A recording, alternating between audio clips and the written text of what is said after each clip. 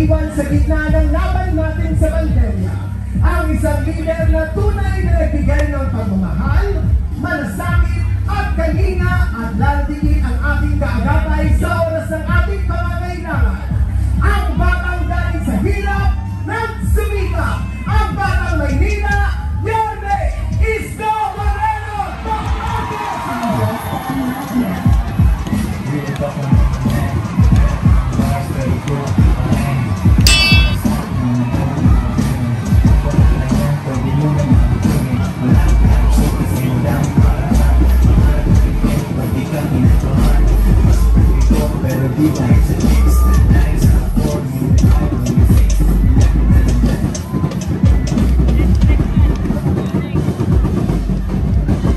Magandang gabi sa inyong lahat.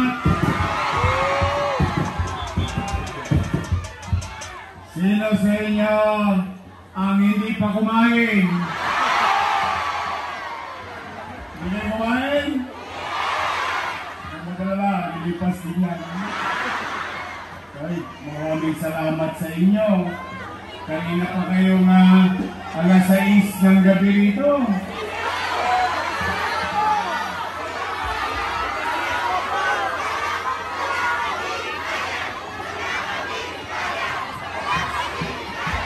Wala kayong J.O.?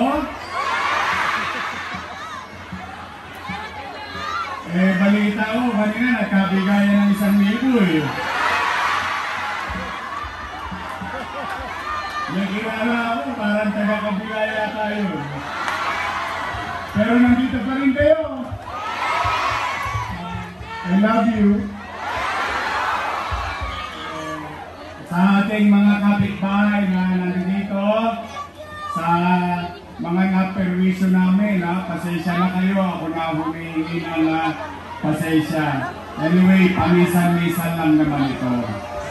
Maraming salamat. Sa mga nanay ko, mga tatay ko, mga lolo't lola ko, ang pinaka-paborito ko sa lahat, yung mga senior citizen natin, at mga batang Maynila. Handa na ba kayo? Talaga? Kasi malapit na. 40+ days na lang. Gusto nyo bang bumangunit ang Maynila?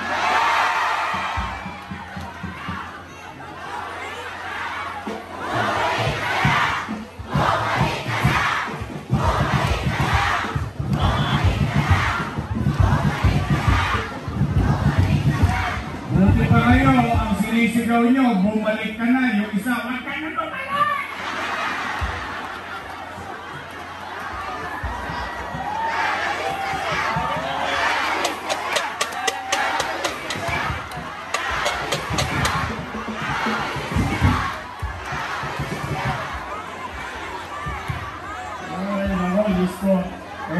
Kasi ang sabi yata nung ilan, wala na raw babalik.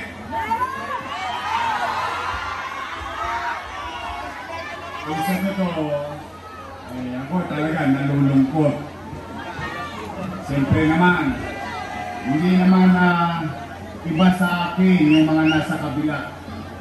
Hindi naman yan kaila sa taong bayan. In fact, sa totoo lang, simula yata noong October 9, buong Nobyembre, buong Disyembre, noong Enero, noong Pebrero, araw-araw na akong ginawang almusal ng kabila. Ginawa akong almusal, tanghalian, hapunan. Yung isa naman, nakisali pa. Ginawa akong pulutan. Pero nandito pa rin kayo ngayong gabi.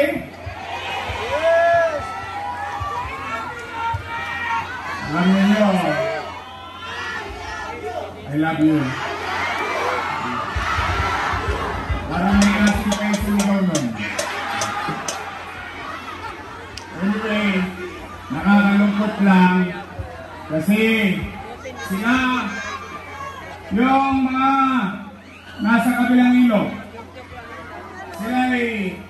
tinuruan ko, ginabayan ko na huwag magsalita ng masakit sa kalaban. In fact, nagtagumpay nga sila sa ganong ugali. Nagulat lang ako nung ako na yung kalaban, nag-iba-iba lang. Nagkakanda patig-patig na yung mga ugat sa kasisigaw. Basta ko, ito, mga batang Maynila, hanggang doon sa Kodli, dito sa harapan, dito sa Wakali, dito sa Naga, ito panawagan ko sa inyo. Pagpasensya niyo na ako at ako naman, ipakikiusap ko na lang. Pigilan ninyo ang inyong mga damdamin. Alam ko, gigil na kayong sumagot sa mga panira nila. Pero, huwag kayong papatong. Ito, may mga chairman dito, nanilito. Sinasabihan ko din sila. Bakit? Ayaw ko naman magkasakitan pa tayo ng damdamin. Hindi naman ito tungkol sa mga politiko. Tungkol ito sa taong bayan. Bakit ba lagi nilang iginigit yung mga pagsasama-sama naming mga politiko? Bakit hindi natin pag-usapan yung katatayuan ng mamamayan? Lagi na lang ako yata sinisingil ng utang na loob. Ako naman, gusto ko marinig nyo na rin sa akin. Ako po, hindi po ako nagtagumpay ng mag-isa lang. Yan ang katotohanan ng buhay. Ako, solong anak ni Joaquin Damagoso, a.k.a. Butete. Butete po tawag ng sa tatay ko sa Pier. Batang Pier 8 tatay ko. Medyo malaki siya noon. At ang Diyos doon si San Miguel.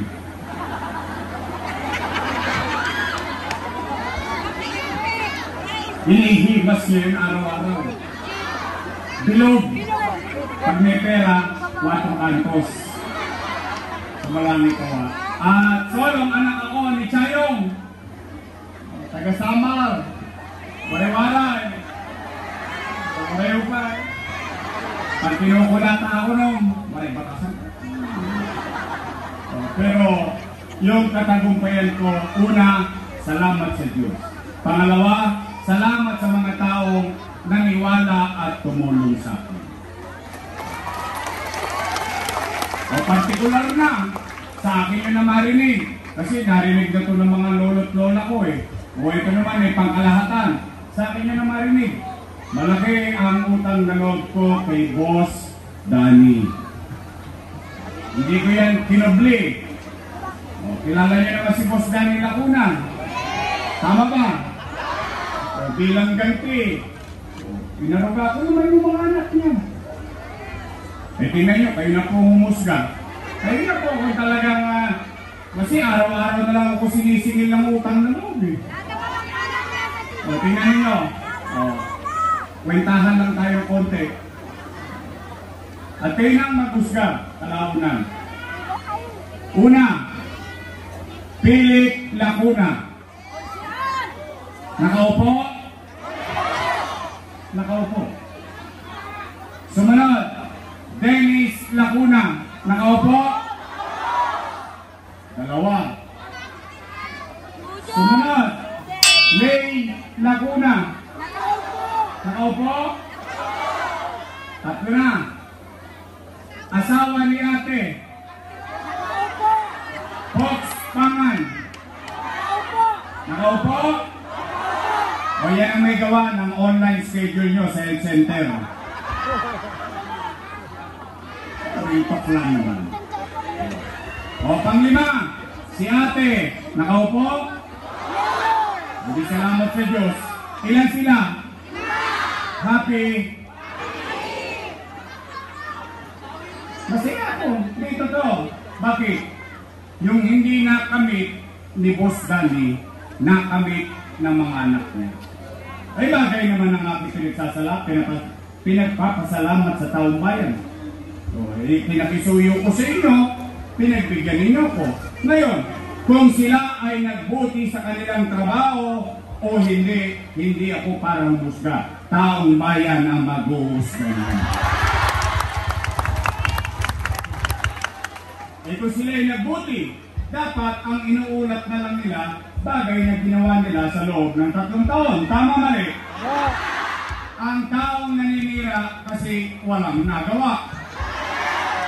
Tama ba? Eh kasi hindi maganda yung manira ka ng manira. Eh araw-araw na lang. Utang dito, utang doon, utang dito, utang doon. Utang doon.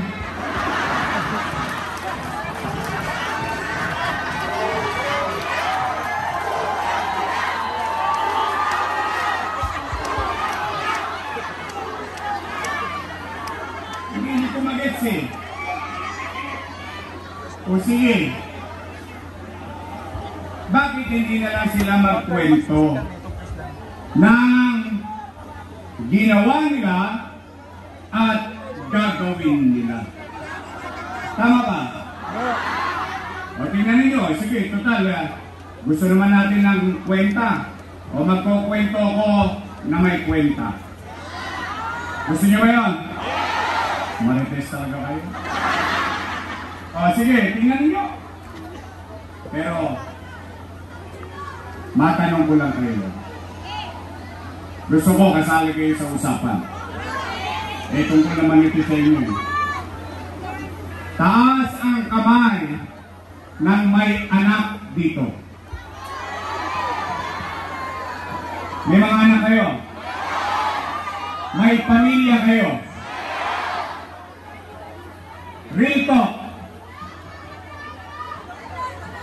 Kapag walang makain ang pamilya ninyo, gagawin nyo ng paraan? Well, di nga. Gagawin nyo ang lahat? May tawid lang ang pamilya nyo? Susubukin nyo ang lahat ng paraan? May raos lang ang pamilya nyo? Sigurado kayo? Yun din ang ginawa ko bilang ama ng 2 milyong Manileño noong panahon ng pandemya. Tingnan po ninyo. Nay, tay, maraming salamat sa inyo. Binoto ninyo akong mayor noong 2019. Thank you very much. Ngayon, nung pagkapanalo ko, wala kayong narinig sa aking reklamo sa iniwan ng nakaraan. Wala. Wala kayo. Sisi rito, sisi doon. Hindi. Pinatahimik ko na kagad ang buhay ni dating Pangulong Joseph Estrada. We move on. Mabilis. Nilinis ang Maynila. Kinalawit ang Tolonges dito. Mga Tolonges doon. Umaangat na tayo. Biglang papalipad na tayo. Tumama ang ano? Tumama ang pandemya. Akalain ko bang magkakaroon ng pandemya? Ano ang epekto ng pandemya? Wasak ang ekonomiya. Walang ekonomiya, walang hanap buhay. Walang hanap buhay, walang trabaho. Walang trabaho, walang pizza. Walang pizza, walang pizza. Tama mali? O pero, gusto kong malaman na kayo mismo sumagot kung totoo bang nangyari ito. Kasi kayo na lang ang testigo ko dahil yung iba patay na eh. E kayong mga nangabuhay dito, kaya ba natin sabihin at itangos ang ilong natin na noong panahon ng pandemya, walang nagutom sa lungsod ng Maynila?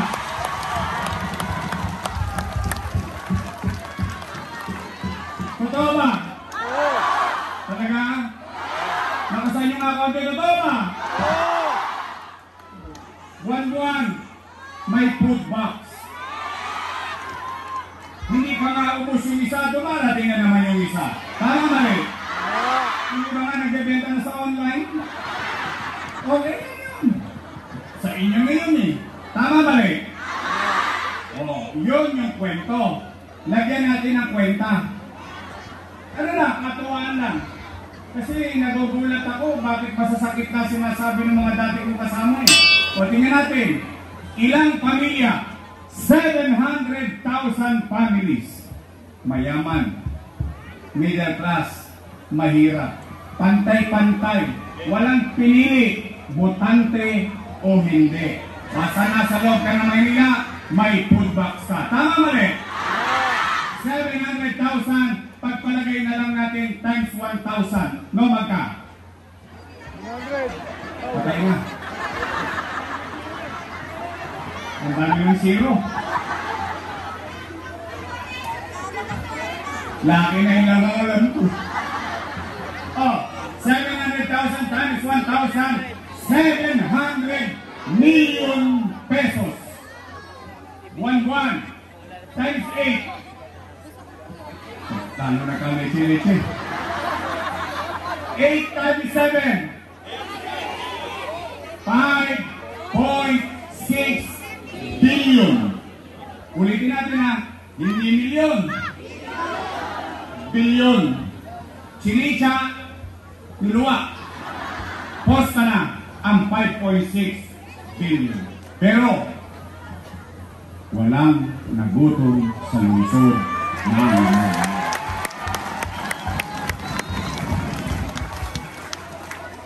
bago dumating ang food box, ano ang unang lumatag? Isang bulid. Tama. Yung kakak. 700 times 1,700 million, 5.6 plus 700 million, no magka? 6.3 billion. Malaking pera yun? Isa pa lang. Chicha pa lang. Taas ang kamay ng may mga anak na nag-aaral sa public school. Aalalahanin lang natin ha. Nagpandemya, sarado eskwela. Ano sabi ni Secretary Niling? Sabi niya, we will adapt to online learning. Ano nagkaroon sa Maynila?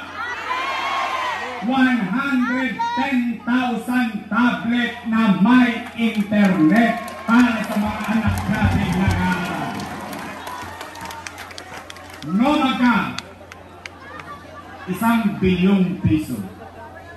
No magka internet? 300 million pesos.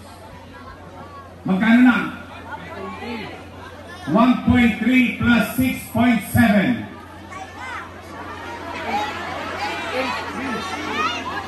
8 na. Good na. 8 bilyong, 2 bagay pa lang.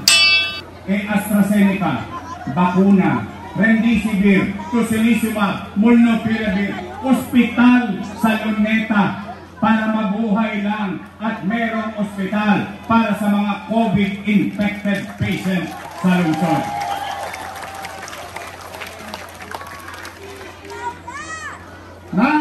Tay, yun ay usaping pandemya pa lang ay yung Manila Science High School. Bagong ospital lang Maynila. Nagtataka nga lang ako sa inyo, bakit hindi nyo pa nagagamit ang CT scan machine at MRI machine? Daang-daang milyon ang alaga, hindi nagagamit, nakatenga. Hindi po ako doktor. Sila ang doktor. They should know better than me. Nay, tay, Condominium 1, Condominium 2, Binondominium 1, San Lazaro Residence, Pedro Residence, San Sebastian Residence. Saan ko kinuha ang tsapi? Ano, umikot ako ng ginto? Hindi. Ginawa ko ng paraan. Bakit? Ang ako eh.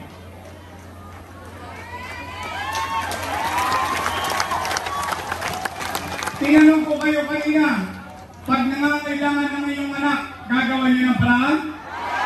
Di ba kapag kagipit, sa Bombay kumakapit? Bakit? May naituro ba ako?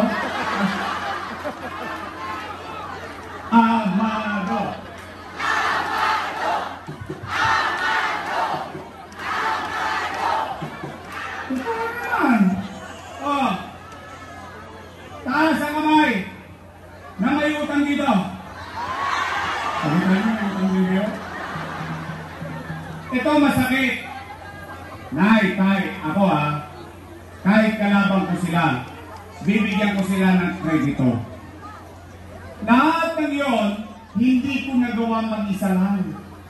Hindi ko kayang gawin, ako na umaamin sa inyo. Hindi ko kayang gawin yun mag-isa. Nagawa ko yun dahil kasama ko sila. Pero ngayon, yun daw ay mali. Mali daw yun. Mali daw yun. Eh kung yun ay mali, edi mali din sila. Tama ba? Nung araw, palakpak. Papuri rito, papuri ron. Pati puntas, umaabot pa, nyumanyang ka pa. Ano ba? Pero ngayon lahat ng yun ay mali. Ako, masasabi ko lang, basta ako, naniniwala ko, matalino mga taga-Maynila. Alam niyo kung sino ang tapat at totoo.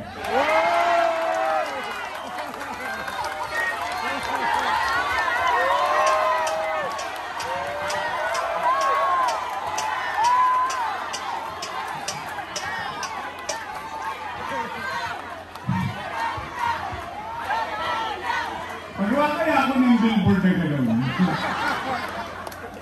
Hindi, what kidding aside again, nandiyan yan, that's water under the bridge. Hahayaan ko na lang kayo ang magpasya pagdating ng araw ng paghuhukom. Kaya kayo, mga nanay ko, mga tatay ko, mga lolo ko, mga batang Maynila, tibayan yung loob nyo. Alam nyo bakit? Bumabaha ng AIX. Bumabaha ng tupad. Yung tupad, tirahin nyo rin yung sayang. Gawin mo walang kapalag-palag, hahawak ka lang ng wali sa may picture.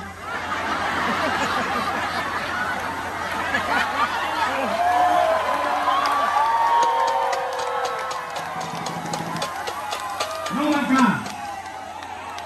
5,000? Magkano? 6,000? Sino nakakuha 6? Sino nakakuha 5? May nabukulan.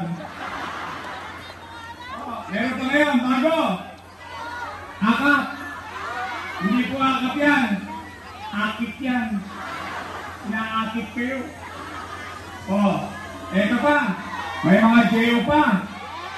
Nako, nagbabaha ng mga JO ngayon. Ito ang mga nasa harapan ninyo mga chairman. Walang JO yan. Wala yan form. Walang form. Ngayon, bababahan ng mga form. Pero, Nay, ako na po nagsasabi. Ito para maluwag sa puso ninyo. Kunin nyo lahat yun. Kunin nyo! Katawin nyo! Bili nyo! Tinanong ko kayo kanina. Sabi niyo hindi pa kayo kumain. Kanina nagkaabutan ng isang bulig dito. Hindi may pangkain na kayo. Tama ba eh? Sayang din yung isang bulig. May 5 kilo pa. Kunin niya ng kunin. Kasi, bakit? Bakit kayo nasasabi? Mahirap ang buhay. Mahirap talaga buhay. Yung mga kababayan natin naghahari mo ng nalang. Pero ako naniniwala, maakap na kayo. Maakit na kayo. Basta huwag bibigay ang puso nyo. Promise? Wait. Pexman? Taas nga kamay, nagpa-promise. Pexman? Pwede na kami matulog. Uwi na. Hindi sayang eh. Hindi sayang din naman. Total, ngayon lang naman natin sila naramdaman. Anong gusto nyo? Yung bilis kilos o biglang kilos? Yung mga pabigla-biglang kilos, atawin nyo ng atawin, sayang din. Lamang tiyan din yan.